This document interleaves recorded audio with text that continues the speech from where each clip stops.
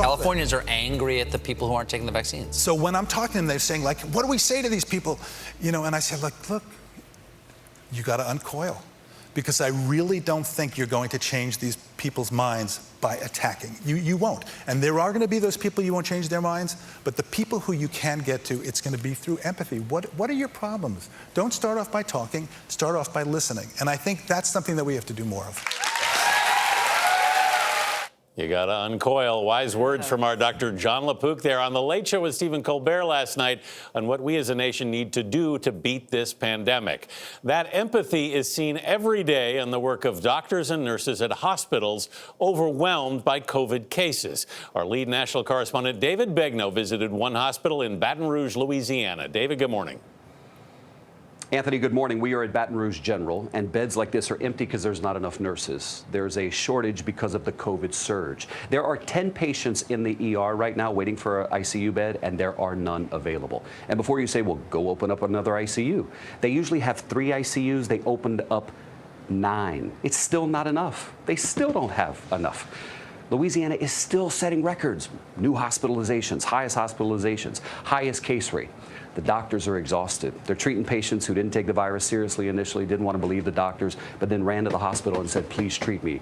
I'm struggling to breathe. We followed one doctor around, Chris Thomas. We followed him for 7 hours on Sunday. Take a look at what we saw. Let's walk you down here now. Come on. Inside one of the COVID ICUs here at Baton Rouge General Hospital, Dr. Chris Thomas is arranging a get-together. Hey, we brought you a visitor. Hoping that Carrie Oakes can give her husband, Jeffrey, the kind of medicine that only family can provide. I was worried about dying and leaving her all alone. They have been married for 27 years, and both of them are in the ICU with COVID-19. And this is their second time catching the coronavirus. They were not hospitalized the first time, and they said that they had wanted to wait to get vaccinated. We thought that the fact that we had it last year would give us some additional protection this year. The Delta variant is really, really nasty. And anyone who thinks that they can just come through this, they're wrong.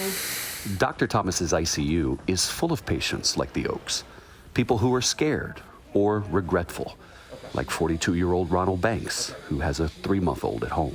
I was laying on my kitchen floor, couldn't breathe. I realized I should have got that vaccine. Dr. Thomas has heard that more than once, and he knows that more patients are coming, and if history holds, they will almost all be unvaccinated. Every physician who says they haven't been frustrated at some point is not being honest. We have 2 pandemics. We have a pandemic of a Delta virus that's ravaging our community, and we have a pandemic of misinformation. These people are smart. They're making what I think they believe are sound decisions as it relates to the vaccine. And I'm not frustrated at them anymore. I'm just frustrated that we've gotten to the point where we allow misinformation to equal medical science. They're not the same. We're losing the battle of misinformation, and it's important to win that battle. And he'll tell you in trying to win that battle, the tone and the approach is really important. That also requires you to have a relationship and have trust. And if you can do that, then people will believe you. Even as this war against COVID and misinformation continues for Thomas, the students he teaches, and his colleagues. Every day someone makes a request and says, who can come? And every day they answer that call. Every day. Every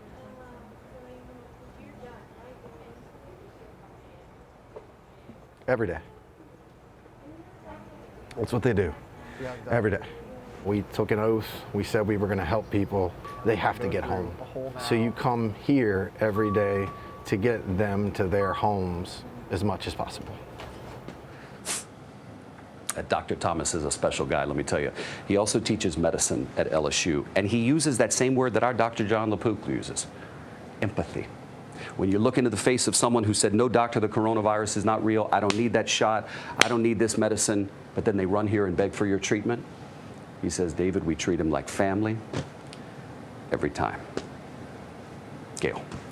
Boy, Dr. Thomas really puts it all in perspective. I think we could all use a little empathy right now. This is a very, very tough situation. Right. Thank you, David.